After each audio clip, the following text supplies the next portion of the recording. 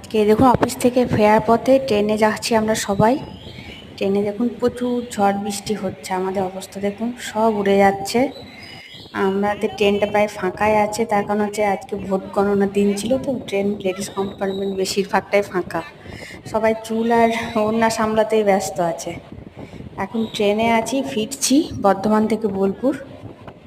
কিছুক্ষণ পরেই আমরা নামবো। নেমে যে কি হবে সেটা আমরা জানি না এখনো। এবার দাঁড়িয়ে আছি বোলপুর ওভারব্রিজে। প্রচুর বৃষ্টি পড়ছে, যার জন্য আমরা বেরোতে পারিনি, মানে বাড়ি পৌঁছাবো সেই উপায়টা নেই। বৃষ্টি একটু কমুক, তারপর আমরা বাড়ি যাব। দেখুন সবাই কীরকম দাঁড়িয়ে আছে, এইখানটা একটু কোনা আছে বলে সবাই দাঁড়িয়ে আছে। আর ইনারা মনে হয় ট্রেন আসছে, ট্রেন ধরবেন। ওই যে ট্রেন ধরার জন্য ওনারা নামছেন, আর আমি একাই দাঁড়িয়ে আছি আপাতত বৃষ্টি কমার অপেক্ষায়।